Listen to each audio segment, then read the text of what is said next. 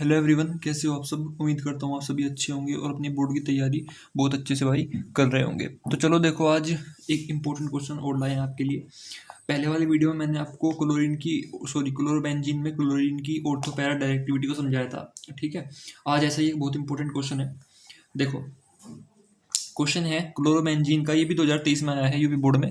Chlorobenzene का chlorine परमाणु chloroethane के क्लोरीन परमाणु की तुलना में कम क्रियाशील क्यों होता है। ये क्वेश्चन है यहाँ तक का। क्लोरोबेंजीन में जो क्लोरीन परमाणु होता है और क्लोरोएथेन में जो क्लोरीन परमाणु होता है, उन दोनों की रिएक्टिविटी में, क्रियाशीलता में अंतर है, क्यों है और कैसा अंतर है। उसने लिखा भी है क्लोरोबेंजीन का जो सीएल परमाणु है ना, वो क्लोरोएथेन के सीएल परमाणु की तुलना में कम रिएक्टिव है। तो ऐसा क्यों है, उसको देखना है। चलो, तो सबसे पहले आपको जो दो कंपाउंड कहे गए हैं उनकी स्ट्रक्चर बनाओ। तो भाई यहाँ पे देखो एक बार, क्लोरोबेंजीन तो होता है आपका ये, ठीक, ये तो है आपका क्लोरोबेंजीन, इस तरीके से पहली वीडियो में भी बताया था।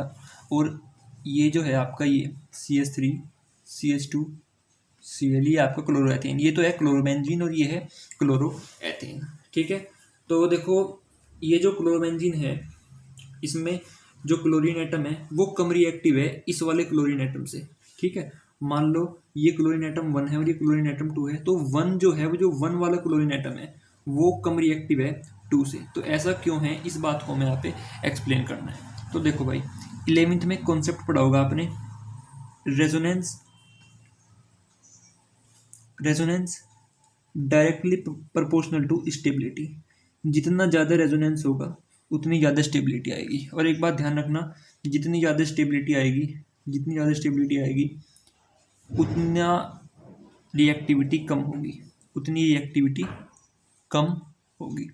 जितनी ज़्यादा रेजोनेंस होगा उतनी ज़्यादा स्टेबिलिटी आएगी, और भाई जितनी ज़्यादा स्टेबिलिटी आएगी उतनी रिएक्टिविटी कम हो जाएगी। ठीक है, इन दो पॉइंट पे गांठ बांध लो, बिल्कुल याद रखने हैं दो पॉइंट। ठीक है भाई, तो जितना ज़्यादा रेजोनेंस उतनी ज़्यादा स्टेबिलिटी, और जितनी ज़्यादा स्टेबिलिटी उतना कम रिएक्टिव। भाई जो जितना ज़्यादा स्टेबल होगा वो उतनी कम रिएक्टिविटी शो करेगा। चलो, तो देखो, अब अगर मैं सबसे पहले क्लोरोएथेन की बात करता हूँ, यहाँ पे CH3 CH2 Cl, तो ये एक ऐसा कंपाउंड है जिसको बोलते हैं हम क्लोरो एथेन। क्या बोलते हैं भाई, क्लोरोएथेन बोलते हैं। तो क्लोरोएथेन में क्या है, क्लोरोएथेन में कोई रेजोनेंस नहीं होगा, क्लोरोएथेन के अंदर कोई रेजोनेंस नहीं हो सकता, इसकी केवल एक स्ट्रक्चर है। ठीक है, और इस कि आप और अलग से रेजोनेंस करके स्ट्रक्चर नहीं बना सकते हो। मतलब देखो, जो रेजोनेंस होता है वो केवल पाई बॉन्ड में ही होता है, सिग्मा बॉन्ड नहीं हिलता है। पाई बॉन्ड चार्जेस इधर उधर भागे फिरते रहते हैं, लेकिन सिग्मा बॉन्ड कहीं नहीं भागता। तो यहाँ पे केवल सिग्मा बॉन्ड ही है, एक ही रहा और एक ही रहा। ठीक है, बाकी भी जो sigma bond between carbon and hydrogen है, वो सब भी क्या है, सिग्मा बॉन्ड नहीं है। मतलब तो कोई रेजोनेंस यहाँ पे पॉसिबल नहीं है। तो अगर कोई रेजोनेंस पॉसिबल नहीं है, इसका मतलब यहाँ पे स्टेबिलिटी, मतलब यहाँ पे अगर हम इन दोनों फिर चीज़ों से एक बार देखें, अगर यहाँ पे कोई रेजोनेंस है ही नहीं तो यहाँ पे रिएक्टिविटी क्या है, रिएक्टिविटी थोड़ी ज़्यादा है। ठीक है, तो देखो, रेजोनेंस यहाँ पे नहीं हो रहा, और रेजोनेंस नहीं हो रहा, इसका मतलब रिएक्टिविटी क्या है, रेजोनेंस नहीं है तो स्टेबिलिटी नहीं है। भाई इन दोनों कथनों से अनुमान लगाओ। देखो, इनमें ज़्यादा लॉजिक में भी नहीं घुसना है, केवल इन दोनों कथनों से आपको, इन दोनों स्टेटमेंट से आपको स्टेबिलिटी, ये रिएक्टिविटी वगैरह को चेक करना है, बस इतना ही काम है। तो रेजोनेंस जो है, रेजोनेंस नहीं है यहाँ पे बिल्कुल भी, तो स्टेबिलिटी कम है, स्टेबिलिटी कम है तो रिएक्टिविटी बहुत ज़्यादा है। यानी ये तो पता लग गया हमें कि इसका क्लोरीन परमाणु ज़्यादा रिएक्टिव है। अब हमें बताना है कि इसका, लेकिन क्वेश्चन कह रहा है कि ये वाला जो है, ये वाला कम रिएक्टिव है, क्यों है। तो जाहिर सी बात है इसमें रेजोनेंस होगा। तो आपको रीजन, ये तो मैंने समझाया, आपको रीजन क्या देना है कि जो आपको लिखना है वहाँ पे कि क्लोरोएथेन यौगिक में कोई रेजोनेंस नहीं होता, कोई अनुनाद नहीं होता, इसलिए वहाँ पे कोई अनुनादी संरचना नहीं बनती, जिस कारण से उसका जो जबकि जो हमारा क्लोरोबेंजीन होता है, जबकि क्लोरोबेंजीन में अनुनाद होता है, यानी रेजोनेंस होता है, और वहाँ पे जो मतलब स्टेबिलिटी है थोड़ी सी बढ़ जाती है, और स्टेबिलिटी बढ़ जाएगी। अगर स्टेबिलिटी बढ़ जाएगी तो रिएक्टिविटी घट जाएगी। इसका मतलब क्लोरीन की रिएक्टिविटी वहाँ पे कम हो जाती है, किससे, इस वाले क्लोरीन से। अब इसमें रेजोनेंस होता कैसे है तो वो देख लो। देखो, इस क्लोरोबेंजीन में ना पाई बॉन्ड भाई हैं, एग्जिस्ट करते हैं। देखो, क्लोरोबेंजीन को मैं ऐसे भी लिख सकता हूँ, ये लिख दिया मैंने। ठीक है, अब इसमें आप रेजोनेंस करा लो। यहाँ पे देखो लोन पेयर है, इस तरीके से एक लोन पेयर को यहाँ उतार दो, एक को यहाँ उतार दो, इस वाले बॉन्ड को। तो इस तरीके से चीज़ें क्या हो जाएंगी, चेंज होती जाएंगी। यहाँ और यहाँ ये निगेटिव चार्ज यहाँ पे, फिर डबल बॉन्ड आ जाएगा यहाँ से, दो लोन पेयर, एक पॉजिटिव चार्ज, और फिर से ऐसे इस निगेटिव चार्ज को यहाँ उतार दो, इसको यहाँ उतार दो, ठीक है भाई, ये यहाँ पे, ये यहाँ पे, तो chlorine 2 lone pair positive charge ये यहाँ पे। अब इसको यहाँ उतार दो, इसको यहाँ उतार दो, ठीक है, ये यहाँ।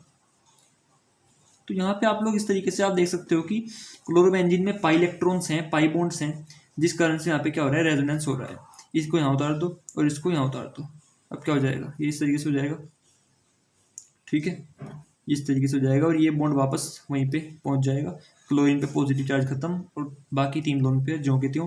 तो यहाँ पे देखो रेजोनेंस हो रहा है, और 1 2 3 4 5 रेजोनेटिंग स्ट्रक्चर, 5 अनुनादी संरचनाएं बन रही हैं। इसका मतलब यहाँ पे रेजोनेंस हो रहा है, और रेजोनेंस हो रहा है क्यों हो रहा है, क्योंकि पाई बॉन्ड है। अब रेजोनेंस हो रहा है, इसका मतलब क्या है, स्टेबिलिटी बहुत ज़्यादा है, स्टेबिलिटी ज़्यादा है तो रिएक्टिविटी कम है, ठीक है। तो इसलिए मैं कह सकता हूँ कि ये वाला जो क्लोरीन है, इस वाले क्लोरीन की जो रिएक्टिविटी है वो इस वाले क्लोरीन की रिएक्टिविटी से कम है, जो कि क्वेश्चन में कहा गया है, ठीक है। देखो क्लोरोबेंजीन का Cl परमाणु क्लोरोएथेन के Cl परमाणु की तुलना में कम रिएक्टिव है, क्यों होता है वो आपने बता दिया इस पूरे एक्सप्लेनेशन से, ठीक है।